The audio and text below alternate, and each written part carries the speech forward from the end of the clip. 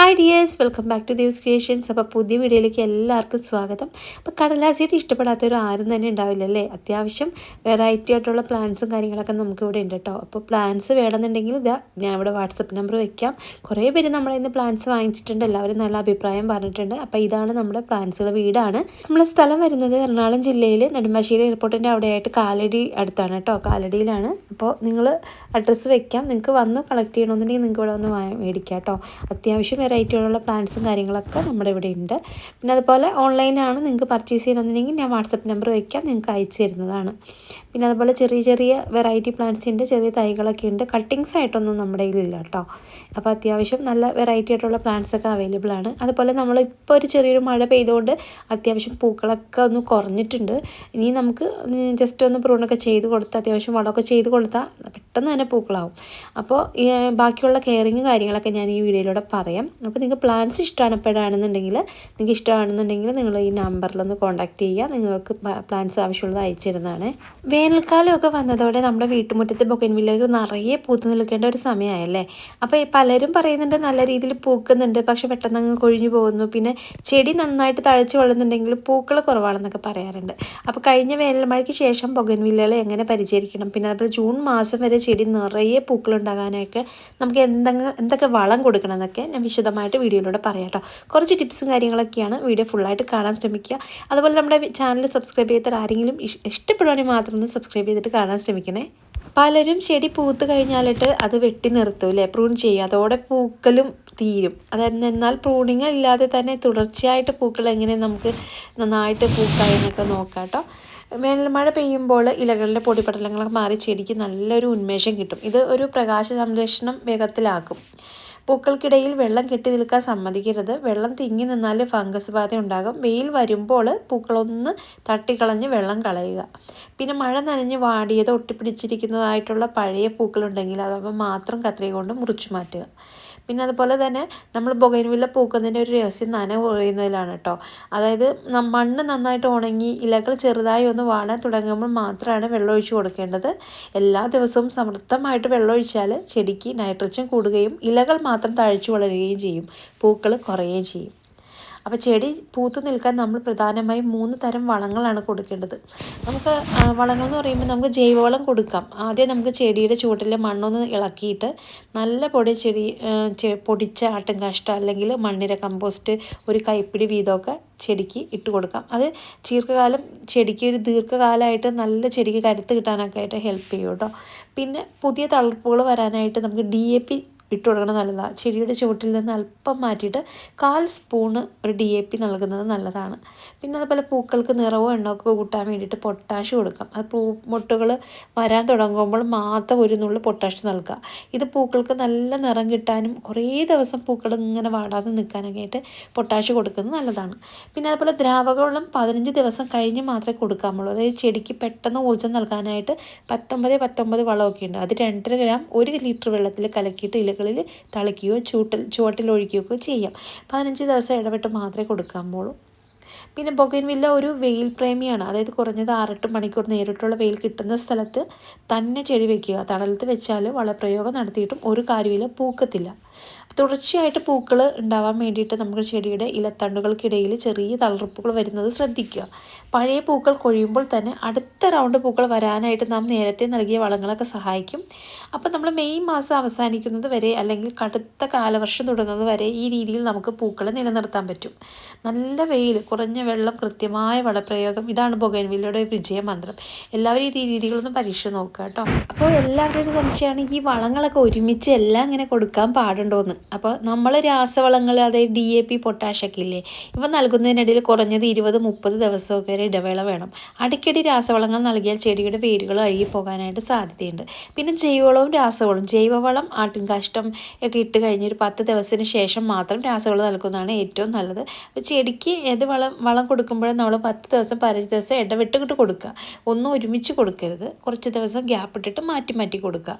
പിന്നെ അതുപോലെ നമുക്ക് 19 ഒക്കെ നമ്മൾ സ്പ്രേ ചെയ്ത് കൊടുക്കണം. ഒരു 15 ദിവസത്തിന് ഒരിക്കൽ മാത്രം ചെയ്ത് കൊടുത്താൽ മതി. നമ്മളിതെല്ലാം നമ്മുടെ കടലാസ് ചെടിക്ക് മാറ്റി കൊടുത്താലും നന്നായിട്ട് പൂക്കൾ തരയുള്ളൂ. അപ്പോൾ ഇങ്ങനെ കൊടുത്തുകൊണ്ടൊന്നും കുഴപ്പമൊന്നുമില്ല. വളം ഇടുന്നതിന് മുൻപ് ചട്ടിയിലെ മേൽമണ്ണ് ചെറുതായിട്ടൊന്ന് ഇളക്കി കൊടുക്കുക. ഇത് വളം വേരുകളിലേക്ക് പെട്ടെന്ന് എത്താനായിട്ട് സഹായിക്കും.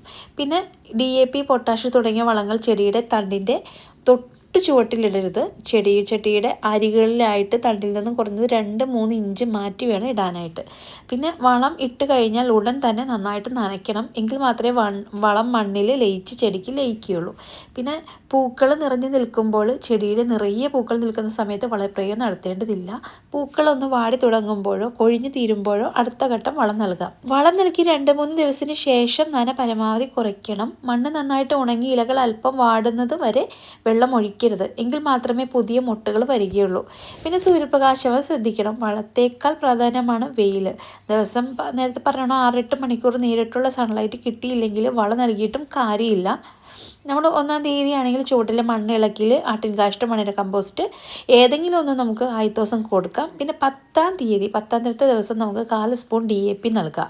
പിന്നെ തുടർന്നുള്ള ദിവസങ്ങളിൽ മണ്ണ് ഉണങ്ങുമ്പോൾ മാത്രം കുറഞ്ഞ അളവിൽ വെള്ളം ഒഴിച്ചു കൊടുക്കുക. പിന്നെ 20-ാം തീയതി അടുത്ത കുറച്ച് 10 ദിവസം 15 ദിവസം കഴിഞ്ഞ ശേഷം നമുക്ക് ചെറിയ മുട്ടുകൾ കണ്ടു തുടങ്ങിയാൽ മാത്രം 19-19 സ്പ്രേ ചെയ്ത് കൊടുക്കാം. അപ്പോൾ ഈ രീതിയിൽ വളപ്രയോഗം ചെയ്താൽ നിങ്ങൾക്ക് നഴ്സറി നമ്മൾ ചെടിക്കടയിലൊക്കെ നിൽക്കുന്ന പോലെ നല്ല രീതിയിൽ തുടർച്ചയായിട്ട് പൂക്കൾ ഇങ്ങനെ വന്നുകൊണ്ടിരിക്കും. അപ്പോൾ ജൂൺ മാസം വരെ നമുക്ക് സ്ഥിരമായിട്ട് തന്നെ നമ്മുടെ ചെടിയിൽ പൂക്കൾ ഇങ്ങനെ തിങ്ങി നിൽക്കുന്നത് കാണാൻ പറ്റും. അപ്പോൾ നമ്മുടെ വീഡിയോസ് കാണുന്നവർ പലവരും ചോദിക്കാറുണ്ട്, നിങ്ങളുടെ ഹൈബ്രിഡ് കമ്പുകൾ പൊടിപ്പിക്കാൻ പറ്റുമോ, ഏറ്റവും എളുപ്പത്തിൽ എങ്ങനെ പൊടിപ്പിക്കാമെന്ന്. അപ്പോൾ നമ്മുടെ ചാനലിൽ കുറേ വീഡിയോസ് ഇട്ടിട്ടുണ്ട്, പല രീതിയിൽ നമുക്ക് കമ്പ് എങ്ങനെ പൊടിപ്പിച്ചെടുക്കാമെന്ന്. വീഡിയോ നീണ്ടു പോകുന്നതുകൊണ്ട് എല്ലാവരും പറയും വീഡിയോ നീണ്ടു പോകാമെന്ന്. അപ്പോൾ ഞാൻ ജസ്റ്റ് ഒന്ന് പറയാം. നമുക്ക് ഒരു ഹൈബ്രിഡ് ചെടിയാണെങ്കിൽ അതിൻ്റെ ഒരു പെൻസിലിൻ്റെ അത്രയുള്ള ഒരു കമ്പ് മുറിച്ചെടുക്കുക. അതിനുശേഷം സാധാ ഒരു മണ്ണ്, വളങ്ങളൊന്നും ചേർക്കാത്ത ഒരു മണ്ണിൽ ജസ്റ്റ് ഒരു കറ്റാർ വാഴ ജെല്ലിലൊന്ന് ജസ്റ്റ് ഒന്ന് ഡിപ്പ് ചെയ്തിട്ട് നമുക്ക് അതൊന്ന് നട്ടു കൊടുത്ത് ജസ്റ്റ് ഒന്ന് നനച്ചിട്ട് ഒരു പ്ലാസ്റ്റിക് കവർ വെച്ച് നല്ല എയർ ടൈറ്റായിട്ട് നമുക്കൊന്ന് അടച്ചു വെച്ചിട്ട് ഒരു 10-15 ദിവസം കൊണ്ട് നന്നായിട്ട് പൊടിപ്പുകൾ വരും. ഒരു 20-25 ദിവസത്തിനുള്ളിൽ നമുക്ക് വേരുകളും വരും. അത് നന്നായിട്ട് വന്നു കഴിഞ്ഞാൽ നമുക്കത് ചട്ടിയിലോട്ട് മാറ്റി നടുക, അല്ലെങ്കിൽ അത്യാവശ്യം അതിനകത്ത് തന്നെ നമുക്ക് വളർത്തിയെടുക്കാൻ പറ്റും. അതല്ല എങ്കിൽ നിങ്ങൾക്ക് പറ്റുന്നത് പ്ലാസ്റ്റിക് കുപ്പികളിൽ വെച്ചിട്ട് ചെയ്യാം. കുറേ മെത്തേഡുണ്ട്. പ്ലാസ്റ്റിക് കുപ്പി നമുക്ക് അടച്ചു വെച്ചിട്ട് ചെയ്യാം. പ്ലാസ്റ്റിക് കുപ്പിയുടെ ഉള്ളിൽ നമുക്ക് കുത്തി വെച്ചിട്ട് ചെയ്യാൻ പറ്റും. അതല്ല നമുക്ക് മഴയുള്ള സമയത്തൊക്കെ ആണെങ്കിൽ നമ്മൾ വെറുതെ കുത്തി വെച്ച് കൊടുത്താൽ തന്നെ പെട്ടെന്ന് പൊടിപ്പിച്ചെടുക്കും. പക്ഷേ നമുക്ക് ഹൈബ്രിഡ് കമ്പൾ ഇതുപോലെ ഈ ഒരു മെത്തേഡിൽ ചെയ്യുകയാണെങ്കിൽ പെട്ടെന്ന് പൊടിപ്പിച്ചെടുക്കാൻ പറ്റും. അപ്പോൾ നമ്മുടെ ചാനലിൽ 2-3 വീഡിയോസ് ഇട്ടിട്ടുണ്ട്, 2-3 അല്ല കുറേ വീഡിയോസ് ഇട്ടിട്ടുണ്ട്. അത് നിങ്ങൾ പോയി കാണുകയാണെങ്കിൽ നിങ്ങൾക്ക് ഡീറ്റെയിൽ ആയിട്ട് അറിയാൻ പറ്റും. ഇപ്പോൾ ഞാൻ ഈ വീഡിയോയിൽ ജസ്റ്റ് ഒന്ന് പറഞ്ഞേ ഉള്ളൂ. അപ്പോൾ ഈ ഒരു മെത്തേഡ് നിങ്ങളൊന്ന് ചെയ്ത് നോക്കാം കേട്ടോ. എന്നിട്ട് നമ്മൾ പൂക്കൾ ജസ്റ്റ് ഒന്ന് ഇതുപോലെ ഒന്നുണ്ടായി ഒന്ന് വാടിയതിന് ശേഷം നമ്മൾ അതൊന്ന് പ്രൂൺ ചെയ്ത് കൊടുക്കുക. അപ്പോൾ ഹാർഡ് പ്രൂണിങ് ചെയ്ത് കൊടുക്കാതെ ജസ്റ്റ് ഒന്ന് സോഫ്റ്റ് പ്രൂണിങ് ചെയ്ത് കൊടുക്കുക. അപ്പോൾ തന്നെ പെട്ടെന്ന് തന്നെ പൂക്കൾ വരും. പിന്നെ അതുപോലെ ചെറുതായിട്ട് നമുക്ക് ഈ ഇലകളെല്ലാം നുള്ളി കളയുന്നത് നല്ലതാണ് കേട്ടോ. പിന്നെ അത്യാവശ്യം വളങ്ങൾ കൊടുക്കുക, ചെടിയുടെ അടിഭാഗം ഒന്ന് ഇളക്കി കൊടുക്കുക, നല്ല സൂര്യപ്രകാശത്ത് ചെടി വയ്ക്കുക. എല്ലാവരും ചോദിക്കുന്നൊരു ചോദ്യമാണ് നമ്മുടെ ഈ ചെടിയുടെ പ്രൂണിങ് എപ്പോഴാണ് ചെയ്ത് കൊടുക്കേണ്ടതെന്ന്. അതായത് നമ്മൾ പൂക്കൾ വാടി തുടങ്ങുമ്പോൾ, ഒരു കൊമ്പിലെ പൂക്കളെല്ലാം വിരിഞ്ഞു കഴിഞ്ഞ് അവ വാടി തുടങ്ങുന്ന സമയമാണ് പ്രൂണിങ്ങിന് ഏറ്റവും അനുയോജ്യം. കഠിനമായിട്ടുള്ള പ്രൂണിങ്, അതായത് ഹാർഡ് പ്രൂണിങ് ഇപ്പോൾ എപ്പോഴാണെന്ന് വെച്ചാൽ ചെടിക്ക് ഒരു പ്രത്യേക ഒരു ആകൃതി നൽകാനോ അല്ലെങ്കിൽ ചെടിക്ക് ഒരുപാട് ഉയരത്തിലൊക്കെ വളർന്നു പോവുകയോ ചെയ്യുമ്പോഴാണ് വലിയ രീതിയിൽ വെട്ടി നിർത്തേണ്ടത്. ഇത് സാധാരണയായി വർഷത്തിൽ 1-2 തവണ, അതായത് മഴക്കാലത്തിന് മുൻപോ അല്ലെങ്കിൽ ശേഷമോ ചെയ്താൽ മതി. പിന്നെ നമ്മൾ പൂക്കളൊക്കെ കൊഴിഞ്ഞ് നിൽക്കുന്ന ആ ഒരു തണ്ടിൻ്റെ അഗ്രഭാഗം ഉണ്ടല്ലോ, അത് ജസ്റ്റ് കത്രിക ഉപയോഗിച്ച് മുറിച്ച് കളയുക. ഇപ്പോൾ നമ്മൾ അങ്ങനെ ചെയ്താൽ മതി. ഇതിനെ നമുക്ക് ഡെഡ് ഹെഡിങ് എന്ന് പറയാം കേട്ടോ. അപ്പോൾ ഗുണമെന്ന് വെച്ചാൽ ഇങ്ങനെ ചെയ്യുമ്പോൾ ചെടിക്ക് വലിയ ആഘാതമൊന്നും ഉണ്ടാവില്ല. ഇത് നമ്മൾ നേരത്തെ നൽകിയ വളത്തിൻ്റെ ആ ഒരു ബലത്തിൽ ആ മുറിച്ച ആ ഭാഗത്തിന് നമ്മൾ ആദ്യം കൊടുത്തൊരു വളം ഉണ്ടല്ലോ, തൊട്ട് താഴെയുള്ള ഇലത്തണ്ടുകളിലൊക്കെ പുതിയ തളിർപ്പുകളും പൂക്കളൊക്കെ 10-15 ദിവസത്തിനുള്ളിലൊക്കെ വന്നു തുടങ്ങും. അപ്പോൾ വല്ലാതെ കട്ടിയുള്ള കൊമ്പുകളാണ് മുറിക്കുന്നെങ്കിൽ ആ ഭാഗത്ത് ഫംഗസ് വരാതിരിക്കാനായിട്ട് നമ്മൾ അല്പം ഫംഗിസൈഡോ അല്ലെങ്കിൽ മഞ്ഞൾപ്പൊടിയോ പുരട്ടുന്നതൊക്കെ നല്ലതാണ്. പിന്നെ വളം നൽകുമ്പോൾ പ്രൂണിങ് ചെയ്ത ഉടനെ തന്നെ ചെടിക്ക് നൈട്രജൻ അടിക്കുക വളങ്ങുന്നത് DAP അല്ലെങ്കിൽ ആട്ടിൻ കാഷ്ടമൊക്കെ നൽകണം. എങ്കിൽ വെച്ച് മാത്രമേ പുതിയ തളിർപ്പുകളൊക്കെ വേഗത്തിൽ വരൂ. പൂക്കളൊക്കെ വിരിഞ്ഞ് കഴിഞ്ഞ് അവ ഉണങ്ങാൻ തുടങ്ങുന്ന ആ ഒരു സമയമുണ്ടല്ലോ, അഗ്രഭാഗം മുറിച്ച് വെട്ടി മാറ്റണം. ഇതാണ് ജൂൺ വരെ പൂക്കളൊക്കെ നിലനിർത്താനായിട്ട് നമ്മൾ ചെയ്യേണ്ടത്. അപ്പോൾ നിങ്ങളുടെ ചെടി ഇപ്പോൾ ഒരുപാട് ഉയരത്തിൽ വളർന്നു നിൽക്കുകയാണെങ്കിൽ നിങ്ങൾക്ക് ചെറിയ രീതിയിൽ ആകൃതിയിലൊക്കെ വെട്ടി നിർത്താൻ സാധിക്കും. അതല്ല, ഇപ്പോൾ ചെറുതായിട്ട് പൂക്കളൊക്കെ വാടാൻ തുടങ്ങുമ്പോൾ അതിൻ്റെ അഗ്രഭാഗം മുറിച്ചും കളയാം. ഈ ഒരു സമയത്ത് നിങ്ങൾ ഇങ്ങനെ ചെയ്താൽ മതി. അപ്പോൾ ഇങ്ങനെയൊക്കെ ചെയ്യുമ്പോൾ നമുക്ക് അത്യാവശ്യം പൂക്കൾ നല്ല രീതിയിൽ വളർന്നു തുടങ്ങും. പിന്നെ ഈ പറഞ്ഞ പോലെ പറ്റുന്ന രീതിയിൽ വീട്ടിലുള്ള വളങ്ങളൊക്കെ ചെയ്ത് കൊടുക്കുക. നമ്മുടെ ചാനലിൽ കുറേ വളങ്ങൾ ഇട്ടിട്ടുണ്ട്. നമ്മുടെ ചെടിക്ക് നന്നായിട്ട് പൂക്കൾ നിലനിർത്താനായിട്ട് ചാരം നല്ലതാണ്. അപ്പോൾ ചാരം നമ്മുടെ കഞ്ഞിവെള്ളത്തിൽ മിക്സ് ചെയ്തിട്ട് അത് ഒഴിച്ചു കൊടുക്കണം. തെളിവെള്ളമൊക്കെ ഒഴിച്ചു കൊടുക്കണം, നല്ലതാണ്. അതുപോലെ മുട്ടത്തൊണ്ടും ചാരവും എല്ലുപൊടിയും കൂടി മിക്സ് ചെയ്ത് ആ ഒരു പൊടി നമ്മുടെ ചെടിയുടെ ചോട്ടിട്ട് കൊടുക്കണം, നല്ലതാണ്. ഇതൊക്കെ പൂക്കൾ നരാനായിട്ട് നല്ല രീതിയിൽ ഹെൽപ്പ് ചെയ്യുന്ന ഒരു വളമാണ്. അപ്പോൾ ഒട്ടും പൂക്കളില്ലാത്ത ചെടിയിൽ ഇങ്ങനെയുള്ള വളങ്ങളൊക്കെ ചെയ്ത് കൊടുത്തോളൂ. അങ്ങനെ കൊടുക്കുന്ന സമയത്ത് ഒന്ന് ഇളക്കിയിട്ട് ഇട്ട് കൊടുക്കുക.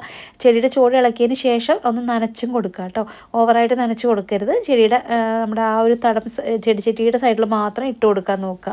വേര് മുട്ടാത്ത രീതിയിൽ ഇട്ട് കൊടുക്കുക. അപ്പോൾ ഈ മാസം മുതൽ നിങ്ങൾ ഇത്തരം കാര്യങ്ങൾ ശ്രദ്ധിച്ചാലുണ്ടല്ലോ, നമുക്ക് അത്യാവശ്യം ജൂൺ മാസം വരെ പൂക്കൾ ഇതുപോലെ തിങ്ങി നിറഞ്ഞുണ്ടാവും കേട്ടോ. അപ്പോൾ വേനൽ മഴ ആയതുകൊണ്ടാണ് ജസ്റ്റ് നമ്മുടെ പൂക്കളൊക്കെ ഇച്ചിരി കുറഞ്ഞത്. നല്ല രീതിയിൽ പൂക്കളുണ്ടായിരുന്നു. അപ്പോൾ നമ്മുടെ പ്ലാന്റ്സ് ഒക്കെ വേണ്ടവർ നമ്മുടെ ഈ നമ്പറിൽ കോൺടാക്റ്റ് ചെയ്യുക. നിങ്ങൾക്ക് ഇഷ്ടമുള്ള പ്ലാന്റ്സ് സെലക്ട് ചെയ്ത് വാങ്ങിക്കുക കേട്ടോ. അപ്പോൾ നമുക്ക് നെക്സ്റ്റ് ടൈം കാണാം. ബൈ.